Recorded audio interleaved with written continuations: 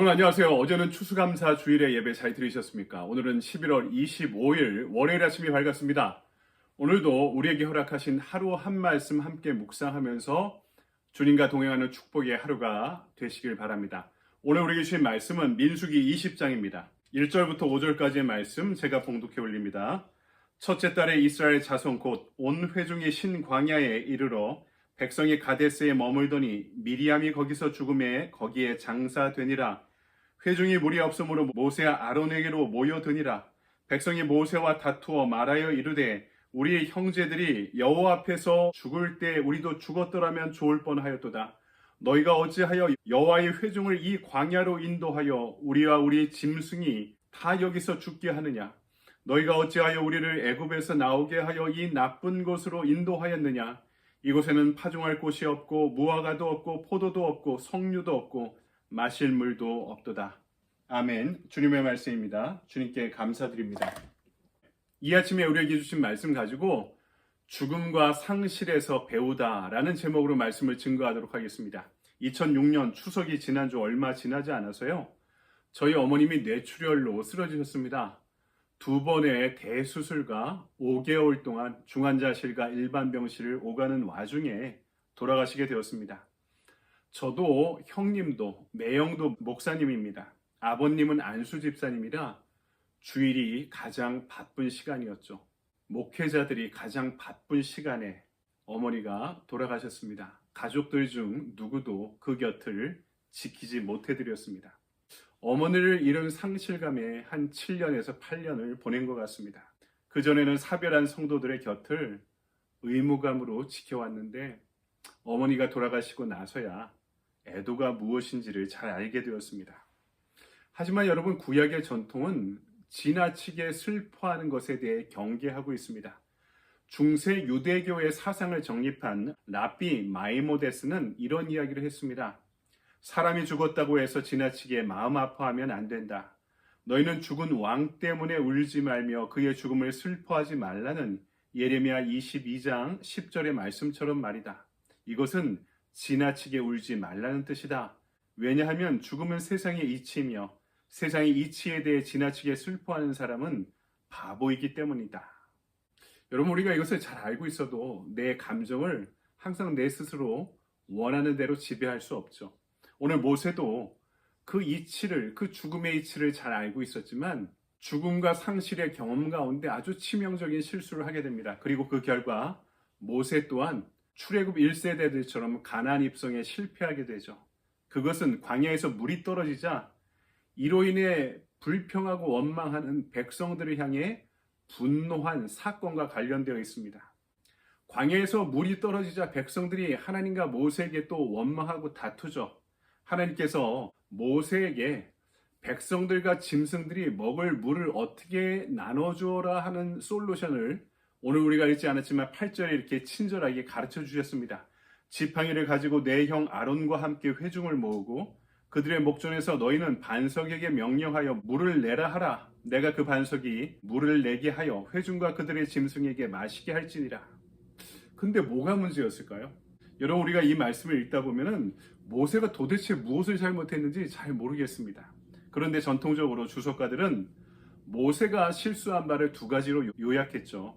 첫 번째는 하나님의 명령을 이행하면서 백성들을 향한 분노를 참지 못했기 때문이다 라고 해석했고요. 2번째는 분명히 말로 명령하라고 했는데 지팡이를 가지고 너희는 반석에게 명령하여 물을 내게 하라 이렇게 말씀하셨죠. 그런데 모세가 어떻게 합니까?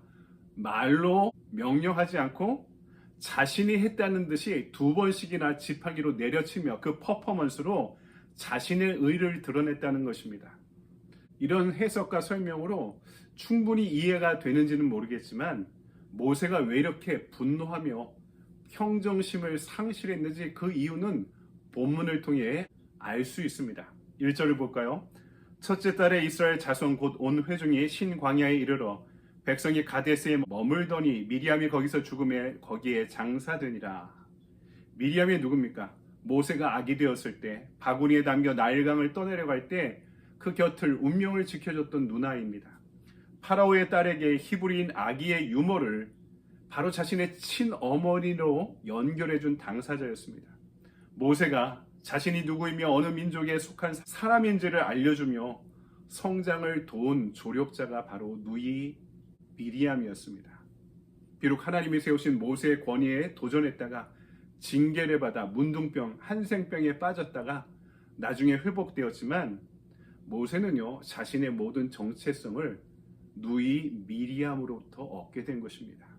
모세가 가장 위대한 예언자였고 아론이 최초의 제사장이었다면 미리암은 모세와 아론의 신앙의 멘토이자 위대한 동역자였고 그들의 정신적인 후견자였습니다. 그런 누이가 죽은 후에 평정을 잃고 있던 모세에게 백성들의 원망과 불평이 도전이 쏟아지게 되었던 것입니다. 그래서 모세는 하나님의 명령을 이행하면서도 이 백성들에게 분노를 참지 못했던 것이죠.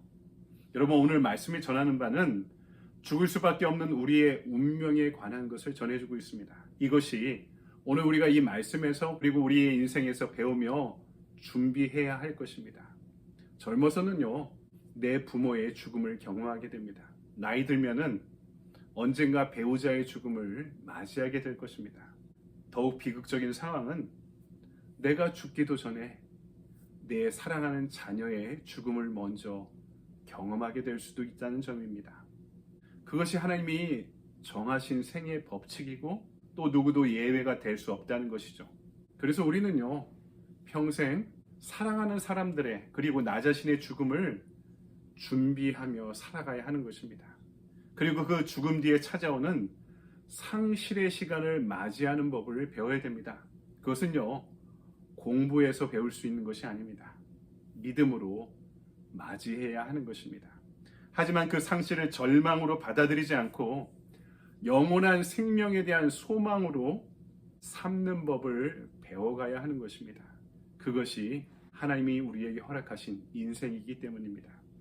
예전에 감신대를 졸업한 어느 사모님이 인터넷으로 동기들에게 매우 가슴 아픈 사연을 전한 글을 읽은 적이 있었습니다. 이 사모님은 어느 날 딸을 태우고 운전해 가다가 교통사고를 당하게 되었습니다. 다행히 본인의 생명은 구했지만 딸은 그 사고로 인해 하나님의 품으로 먼저 보내게 되었던 거죠. 오랜 시간 입원했다 퇴원한 후에 이 사모님이 자신의 심경을 동기들에게 이렇게 전했습니다. 어제는 왜 살아있다는 것에 대해 감사하지 못했을까? 당연한 일이라고 여기며 살아있어도 깨어있지 못하고 그저 세월의 흐름을 넋놓고 지켜보고만 있었지. 내 딸아이를 보내면서 이제 다시 볼 수 없음을 받아들이면서 올 수는 없지만 갈 수는 있는 그 나라에 대한 소망으로 대신 채워주시는 하나님의 은혜에 감사한다. 이제는 정말 살아있음을 감사한다. 막막한 절망 가운데 기도할 수 있도록 허락하심을 감사한다. 내 딸의 모습으로 이 땅에 왔지만 하나님의 천사였음을 이제서야 깨닫는다. 나의 아픔을 위로하고 힘을 주고 기도로 함께 해준 동기들에게 감사한다. 그리고 이제는 아픈 이의 위로가 될 수 있을 것 같다. 남은 시간 정말 할 일이 많이 있구나.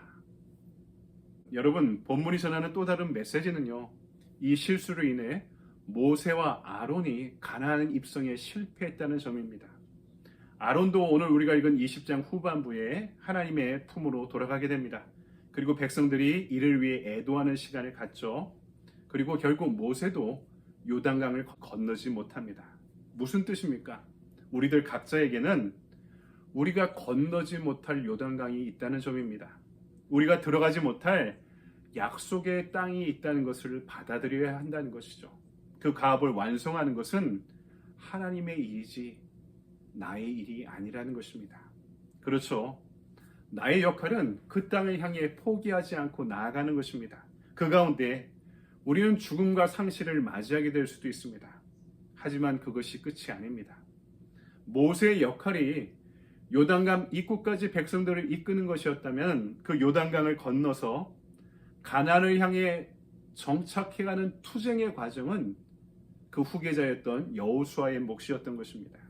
우리에게 주어진 것은 그 약속의 여정을 향해 순종하는 것, 그리고 우리를 이끄시는 대로 주님과 동행하는 법을 배워가는 것입니다. 여러분, 그 여정은 눈에 보이는 것에 그치지 않습니다. 미리암도 아론도 모세도 눈에 보이는 가나안 입성이라는 과업을 달성하지는 못했지만 영원한 생명을 얻으며 그들은 그들의 헌신과 믿음 가운데 그 초석을 놓고 결국에는 그 길을 완성하는 데 기여하게 됩니다. 오늘 죽음과 상실이라는 인생의 법칙 아래 어쩔 수 없이 살아가는 우리이지만 인생의 유한함 앞에서는 더욱더 겸손하게, 하지만 영혼의 생명에 대한 소망으로 더욱더 과감하게 우리에게 허락된 그 영원한 여정을 향해 믿음으로 나아갈 수 있는 저와 여러분의 하루가 되기를 소망합니다. 우리는 죽음과 상실로부터도 배울 수 있기 때문임을 믿습니다. 아멘. 적용의 질문을 볼까요? 사람은 누구나 죽게 되는 생의 법칙을 나는 어떻게 받아들이고 있습니까? 그 가운데서 상실감에 빠져 있지 않기 위해 내가 해야 할 일은 무엇입니까? 우리 인생에 대한 매우 중요한 질문을 하고 있죠. 여러분, 오늘 말씀을 묵상하고 또 그 뜻을 궁구하고 나의 삶 가운데 적용하면서 우리에게 다가오는 죽음과 상실로부터도 배울 수 있는 우리의 믿음이 되기를 바랍니다. 여러분, 오늘도 이 말씀 안에 소망으로 지내는 복된 하루, 좋은 하루 보내시기 바랍니다. 감사합니다.